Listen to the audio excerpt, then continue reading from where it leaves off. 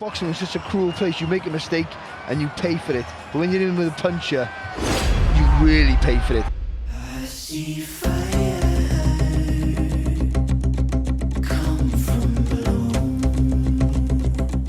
Working towards greatness is often admirable, but when you've achieved everything that's been expected and more, the motive to continue, and continue with sheer ferocity, becomes something else.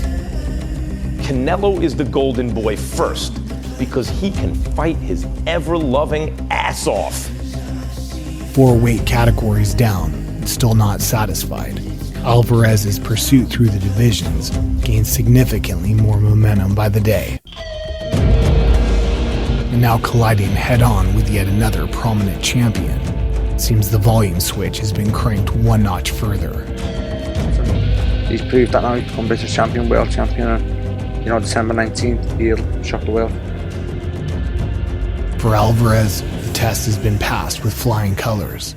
But for Smith, it's the toughest and greatest test of his career. Catch and counter left hook, the absolute master at it. A collision that may well bring us the expected, or a collision that might possibly shock the world. As Callum Mundo Smith steps up to face Saul Canelo Alvarez. Perfect straight right hand. What a performance by Canelo Alvarez.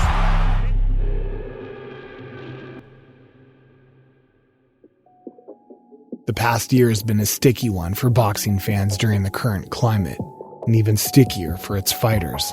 But whilst the long layoff out of the ring has had its benefits, it's also come with numerous downfalls.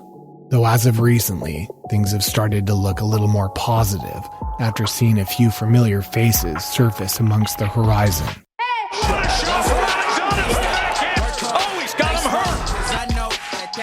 And now, adding to that list, one name in particular has returned, bringing us a Christmas gift we've all so eagerly awaited.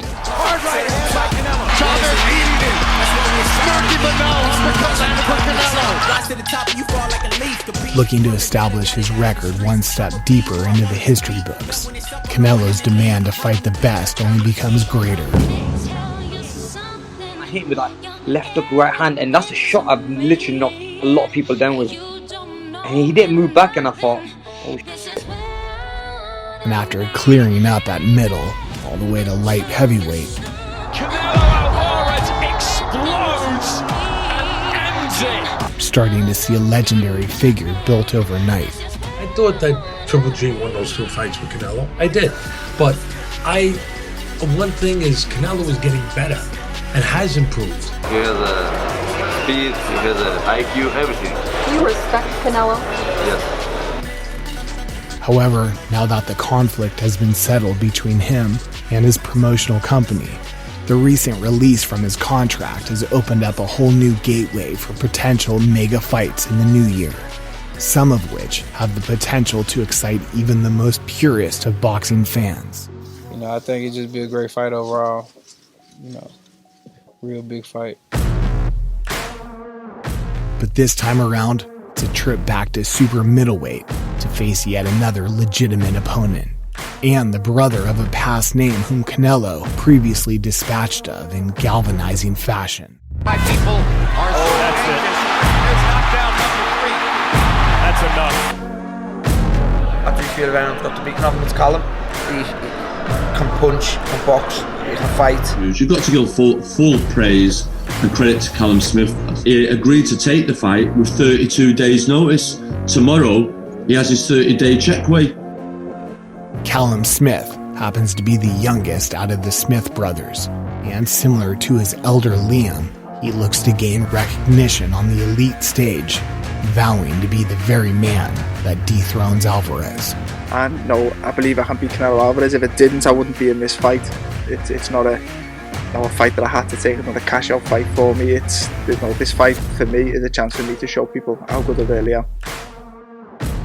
In proof of his recent accomplishments, his back-to-back wins in the World Super Series demonstrated the vast boxing ability and punching power he possesses, with recent knockout wins over George Groves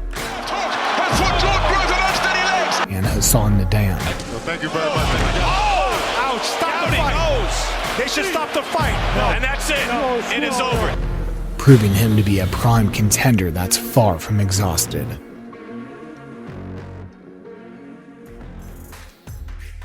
Standing at 6 feet 3 inches makes him extremely big for a super middleweight, with many claiming him to be a natural light heavyweight boiling down to the 168 limit. I don't see why on earth Alvarez would need to fight the biggest super middleweight on the planet. He's got everything in his advantage. Height, he's got everything. Size, reach, length. But this is where the questions begin. Where we've seen Alvarez bulk up to 175 and demolish Kovalev, the similarity in facing Smith isn't quite the same. Callum Smith is a special talent, and this man is going all the way.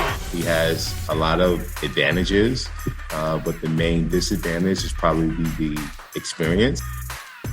Smith is most likely to bring more resilience to the table as a younger and hungrier fighter in comparison to Sergey, and being his first time under the lights against an elite figure like Alvarez. It will be him that's out to prove to the world he can fare at that level. Being held at a familiar venue will take the Mexican on a trip down memory lane, as his last appearance at San Antonio's Alamo Dome deemed him success, as he managed to overcome and beat down Austin Trout to a unanimous decision back in 2013. Saul Canelo Alvarez.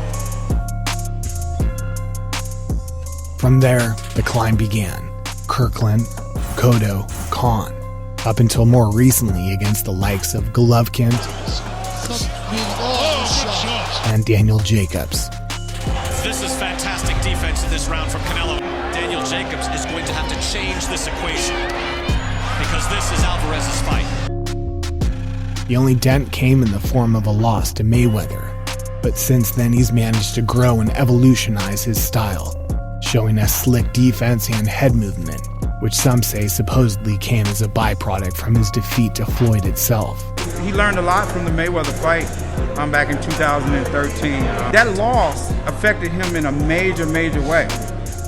All this will certainly come in handy on the night against Smith, as he will need to utilize every tool he has to avoid those long-range punches over the course of 12. And whether he decides to force the action or take a backstep allowing Smith to come to him could mean two entirely different fights altogether. I couldn't pick a winner, which may surprise you, but I've sparred with Callum Smith. He's tall, he's rangy, he can punch a bit, he's strong. So Canelo will find it hard to get close to him. But one thing is for certain, both men have been battle-tested. Both men are still yet to touch the canvas. Taking a closer look at the tail of the tapes, we can see both men are identical in age, meaning both are in their prime of their careers. But looking at the difference in physical nature, Callum's height poses a significant 6-inch surplus over Canelo's, alongside a substantial 7.5 reach advantage. But it's the obvious difference in experience and achievements that seem to overrule everything when it comes down to the deciding factor, as Canelo's 56 bouts containing more stellar opposition heavily overshadows Smith's 27. And with Canelo's eye-catching performances over previous bigger men, starting to feel more likely that he leans towards being the heavy favorite in the eyes of the fans.